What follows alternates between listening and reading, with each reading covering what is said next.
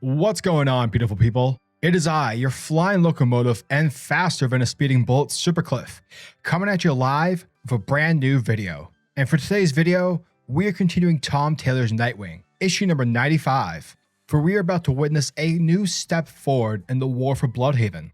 Nightwing versus Blockbuster is about to reach a whole new level. But before we get into Nightwing, if you guys are new to the channel, then smash and like that subscribe button. That way you guys never miss out on anything that's happening on this majestic channel. Also, my goal is to reach 1,000 subs by the end of the year. So if any of you could, sub and, write a comment or something, that'd be amazing. Thus, without further ado, let's jump into the acrobatic action of Nightwing issue number 95. Our story starts things off with the first-person perspective from Melinda Zuko, who in the last issue was captured by Blockbuster's people, who found out that she was the mole and that Melinda was the one feeding inside information to Nightwing in order to end Blockbuster's criminal reign of the city of Bludhaven. And so upon waking up after having been knocked out, Melinda finds herself in a room with the villains Electrocutioner and Brutal. And after seeing Melinda, begin to wake up, the villains, they start to tease her. Sort of like when you die in Batman Arkham Asylum and the villain who killed you starts to talk shit. Well, that's exactly what's happening right now. These two knuckleheads are making fun of Melinda's situation. But before they can even begin to torture her for information, the steel door from behind busts open, with Nightwing jumping right through it, and via his acrobatic finesse, Dick is able to take out the villains with ease. Now, after explaining how he was able to track Melinda's location, thanks to Barbara's tech skills, the two start to head out of the warehouse, only for them to encounter Blockbuster, who is currently shown to be blocking the main pathway forward. And so if Nightwing wants to make out of here alive, he'll have no choice but to fight Blockbuster. However, screw you, Blockbuster, because once the giant villain begins to charge at our hero, Audrey, Melinda's bodyguard, out of nowhere smashes her car straight into the villain, which successfully provides all three characters a chance to escape. Later on at the Bludhaven police station, the ex-commissioner is undergoing an interrogation with the cops, and essentially McLean is trying to reach a new deal for full immunity, because his ace in the sleeve is a file that has everything from drop-offs to accounts. Everything about Blockbuster is on this file, and it's his insurance in case a situation like this was to go down. However, since McLean is the only person who knows where it is, the cops who are interrogating him flip the script, because it's revealed that they are actually working for the big guy himself. And seeing that McLean would have no problem in turning over their boss, the detectives open fire, shooting McLean dead. 5 minutes later, Bludhaven's new police commissioner, Maggie Sawyer from Metropolis, is pissed to find out that her main witness is dead. And with none of the corrupt cops willing to help out the situation, that's when Maggie is interrupted as her partner informs her that the mayor would like to speak to her in private. From there, we pick up in downtown Bludhaven, where Maggie is meeting with Melinda, and it's here where Melinda gives Maggie the rundown on what she needs to know, like how this entire time, she's been secretly working to take down Blockbuster. But as of late, the big guy found out her true intentions. But fortunately, Melinda has everything on her former boss. She has enough evidence to take him down and several operations of his. The only issue is that in order to do so, they will have to conduct a sting operation tonight. Now Maggie, she believes Melinda, but she also knows that most of the city's police aren't exactly clean and are not technically on her side.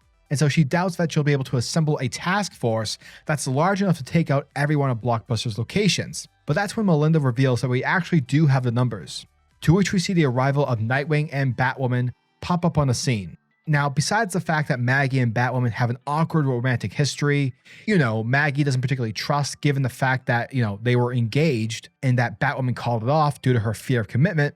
But regardless of that, Nightwing tells the group that we can do this, for we have a chance to finally strike at the heart of the Bludhaven's organized crime. Legit, folks, we can save the city. We can do this. But hold on to your butts, because it's not just Batwoman and Nightwing who are down to kick ass, for we also have the members of the Bat family and those among the Titans. Hell, we even have Batman who wants to join in the fun as well. Therefore, with these superpowered reinforcements, this gives the good guys the edge that they need to attack every point of interest that is controlled by Blockbuster. And that's exactly what happens. Members of the Bat family take out those working the Bludhaven ports. The flyers like Cyborg and Donna Troy take out the planes that are shipping drugs in and out of the country. And you even have Wally West's The Flash taking out trains that are affiliated with Blockbuster's transportation. while Nightwing and the Batgirls capture Maroni.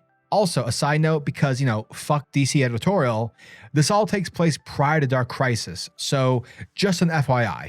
Anyways, now following the sting and seeing that his entire criminal underworld is being unraveled by the heroes, Blockbuster is like, okay, fuck this, and he tells his people that they're gonna go out for a drive, which in other words means that Blockbuster takes a ride over to Dick Grayson's haven, and as he's armed with a missile launcher, Blockbuster begins to rain havoc. Meanwhile, after most of the criminals are being detained, that's when Dick gets an emergency call from Barbara, who's telling him that Blockbuster is wreaking havoc at Haven. So from there, we switch over to a now burning Haven, and while Batwoman helps to get the people in safety and to make sure that things are under control, Nightwing hears some kids screaming for help over in the Haven library. Thus, our hero rushes inside, only to be encountered by Blockbuster, who has 2 children under the palm of his hand. Basically, dude, if you don't drop your weaponry, your stupid batons effective immediately, I will crush these kids' faces, like peaches ready to be crushed into pulp. And so seeing that the baddie isn't bluffing, Nightwing disarms his baton, to which Blockbuster lets the kids go, and once they do that, Blockbuster steps on Nightwing, as he's face down against the floor, and he's just pounding Dick Grayson over and over again. His sheer hatred for Nightwing is utterly consuming. However, after another powerful slam attack, and due to its extreme force, that's when Dick's mask falls off his face. Thus, it is revealed to Blockbuster that his greatest enemy, Nightwing, the one who's been a thorn in his side since the beginning, is shown to be Dick Grayson, the savior of Bludhaven. And that, folks, was the end of Nightwing, issue number 95. And thank you guys for checking out my video, as it truly, truly means the world to me. And hot damn on a stick, folks, Tom Taylor nailed this issue. For a while now, despite me loving the series, in the back of my mind, I couldn't help but wonder on where Taylor was taking the series. Because for a while, the book kept doing the same thing, basically reminding us on how awesome of a character Nightwing is. And when it comes to the pillars that are holding the DC universe afloat, obviously you have the Trinity, Batman, Wonder Woman, and Superman, but for the 4th pillar, you have Dick Grayson. Basically every issue this year felt like a love letter to the character, which is great, but at the same time, you gotta ask the question, where is all this going? And holy shit, is this book going places? It's like Taylor told his butler to hold his stuff as he takes off to kick ass and take names. So much happens in this issue, and though the scenes may come off abrupt, it works because Taylor has been building up his story. Everything felt earned, and whether it was the heroes teaming up with Nightwing, the good police conducting a sting operation, and even the reveal of Nightwing's identity to Blockbuster, everything happened so fast, yet at the same time, the writing, the punches that made within its story, everything felt correct. Plus, when you have all-star artist Bruno Redondo drawing your book, an issue that is probably the most important issue so far in Nightwing 2022, you can bet your bottom dollar, or heck, your bottom boots, in case you prefer that saying better, that you will experience a hell of a fun time. Overall, if you've been wondering on where Taylor's Nightwing book was going, or if you were getting somewhat bored, trust me, you don't want to miss out on this issue. Legitimately, folks, we have reached a whole new playing field. And to quote a scholar and a gentleman, the power of the DC hierarchy is about to change. God damn it. Stop saying that, Dwayne. Just stop. But yeah, as always, I'm your majestic sayer of words, SuperCliff, and if you guys are new to the channel, then do me that solid by smashing that like and subscribe button, and also hit the notification bell so that you'll never miss out on an upload, and so that you'll always be kept up to date with your favorite top tier comics happening in the comic book world. Now tell me, what are your thoughts and opinions on this issue?